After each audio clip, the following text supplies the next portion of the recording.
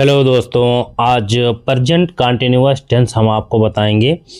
Present continuous tense का जो interrogative sentence है, इंट्रागेटिव जो सेंटेंस है वो कैसे बनते हैं, इंट्रागेटिव सेंटेंसेस के बारे में आज मैं आपको पूर्ण जानकारी दूंगा। तो आप हमारे वीडियो में बने रहिए और इंट्रागेटिव सेंटेंस के बारे में आपको पूर्ण जानकारी मिलेगी, कंप्लीट जानकारी मिलेगी। तो चलिए हम आपको बताते हैं कि सबसे पहले पहचान, जब भी प्रेजेंट कंटिन्यूअस टेंस हो तो उसके पहचान क्या है, कैसे पहचानेंगे। पहचान देखिए, पहचान है कि प्रेजेंट कंटिन्यूअस टेंस के वाक्यों में कार्य जारी होना पाया जाता है, ये उसकी पहचान है। तथा इन वाक्यों के अंत में रहा है, रही है, रहे हैं आदि शब्द आते हैं। ठीक है। और अगर मान लीजिए वो इंट्रागेटिव सेंटेंस है तो इन वाक्यों में प्रश्नवाचक जो है शब्द दिया होता है।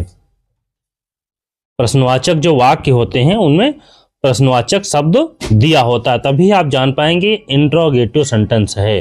समझ गए, प्रश्नवाचक शब्द दिया होता है और अंत में जो है उसमें प्रश्न सूचक जो है प्रश्न चिन्ह लगा होता है, प्रश्न सूचक चिन्ह। समझिए, इसको भी थोड़ा ध्यान रखेंगे। उसमें अंत में वाक्य के जहां पर पूर्णविराम लगता है वहां प्रश्नसूचक जो है चिन्ह लगता है, तो इसको भी थोड़ा ध्यान रखेंगे। आगे देखिए इसके रूल्स क्या हैं। इंट्रोगेटिव के रूल्स कुछ होते हैं बनाने के, वो क्या है।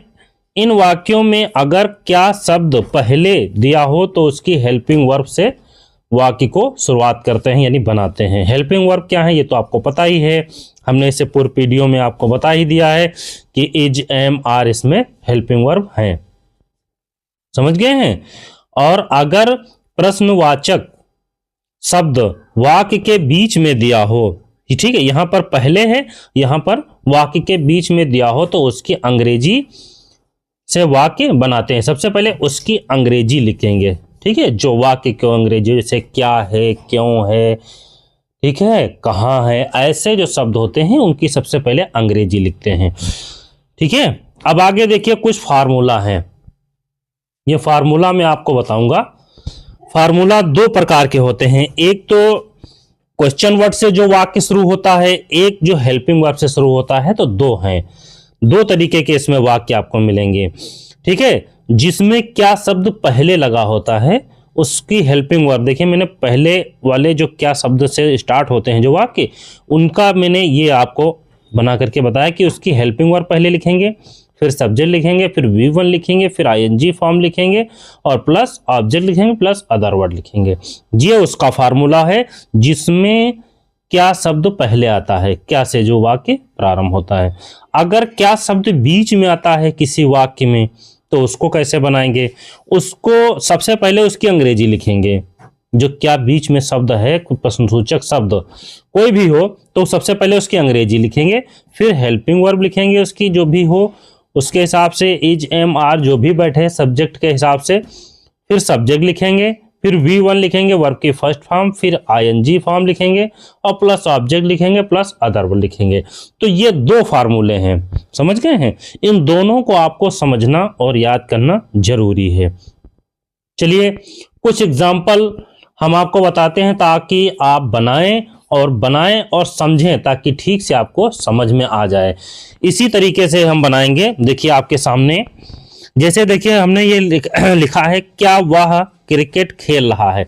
देखिए इसमें रहा है और प्रश्नसूचक जो है चिन्ह भी लगा है, ठीक है, और क्या भी शब्द है, यानी कि ये इंट्रोगेटिव सेंटेंस है। तो इसको कैसे बनाएंगे, इस पहले वाले मेथड से बनाएंगे, क्योंकि इसमें क्या पहले दिया है। तो इसकी हेल्पिंग वर्ब लिखेंगे, हेल्पिंग वर्ब सब्जेक्ट के हिसाब से लिखी जाती है। सब्जेक्ट क्या है, सिंगुलर है, तो सिंगुलर है क्या लगेगा, इज यहां पर लग जाएगा इसके हिसाब से, इज। समझ गए, इज। अब इसकी सब्जेक्ट की अंग्रेजी इज ही, समझ गए, इज ही।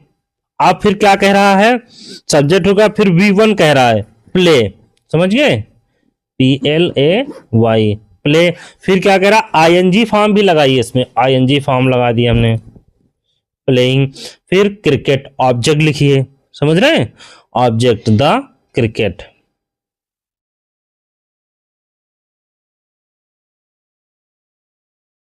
फिर प्रश्नसूचक चिन्ह लगेगा। समझ गए, ये वाक्य कंप्लीट हो गया।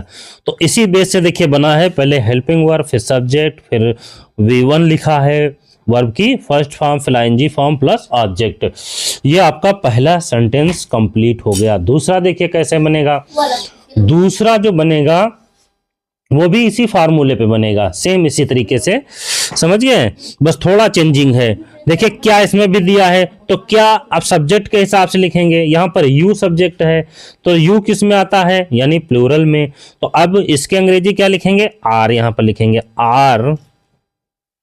ठीक है, आर हो गया। फिर you, are you.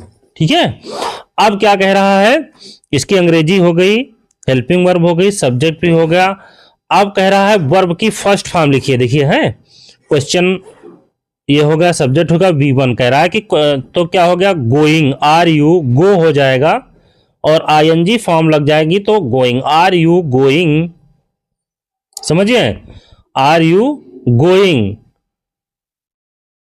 To see, see मतलब देखने, to see the red fort, यानी कि लाल किला। ठीक है, रेड फोर्ट, रेड फोर्ट, अंत में क्वेश्चन वर्ड। यानी are you going to see the red fort, क्या तुम लाल किला देखने जा रहे हो। समझ गए हो, ये आपका कंप्लीट हो गया। अगला देखिए, अगला क्या है, तुम अपना कार्य क्यों नहीं कर रहे हो। अब इसमें देखिए ये प्रश्नवाचक जो शब्द है वो बीच में आया है, यहां पर आया है, ये समझ गए। अब सबसे पहले हमने कहा था कि इसकी अंग्रेजी, ये वाला फार्मूला आप देखें, है ना, question word plus is am are जो भी हो और plus subject plus V1 plus ing plus object plus other word. तो इस फार्मूले से इसको बनाएंगे हम। समझ गए, क्योंकि इसमें क्या शब्द बीच में आया है। तो क्या की अंग्रेजी क्या लिखेंगे, सबसे पहले व्हाई, व्हाई मतलब क्यों, व्हाई, व्हाई मतलब क्यों, व्हाई मतलब हो गया क्यों। अब इसके हिसाब से कह रहा है कि हेल्पिंग वर्ब लिखेंगे, क्वेश्चन वर्ड प्लस उसके बाद हेल्पिंग वर्ब लिखेंगे। अब सब्जेक्ट के हिसाब से हेल्पिंग वर्ब के व्हाई आर यहां पर लगेगा, तुम है इसलिए प्लूरल है, व्हाई आर। फिर सब्जेक्ट लिखेंगे you, why are you, why are you. अब इसमें नॉट भी दिया है, ये भी ध्यान रखना है आपको, नॉट भी दिया, नॉट जस्ट सब्जेक्ट के बाद लगता है, व्हाई आर यू नॉट,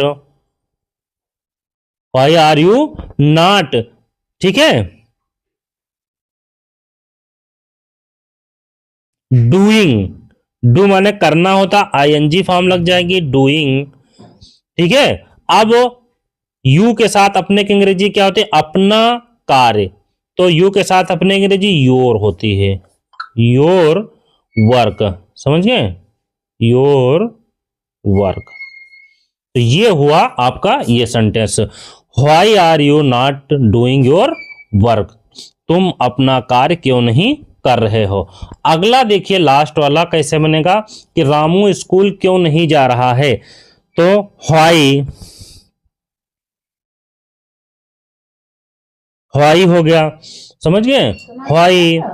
फिर उसके बाद अब इसके हिसाब से सब्जेक्ट लिखा जाएगा, why is Ramu, why is Ramu not, not going, go होगा ing लग जाएगा, गोइंग टू स्कूल।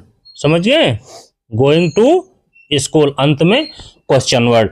तो ये आपके ट्रांसलेशन हुए और उम्मीद है कि ये समझ में भी आ गए होंगे। और अगर किसी प्रकार की कोई दिक्कत है, समझ नहीं पा रहे हैं, तो आप कमेंट बॉक्स में जरूर बताएं आप कहां से देख रहे हैं। ठीक है, इसको भी कमेंट बॉक्स में आप बताएं ताकि जो भी कमी है वो दूर की जा सके, आपको जो नहीं समझ में आ रहा है उसको ठीक से समझाया जा सके। आज तक इतना ही, फिर मिलते हैं आपको अगले वीडियो में।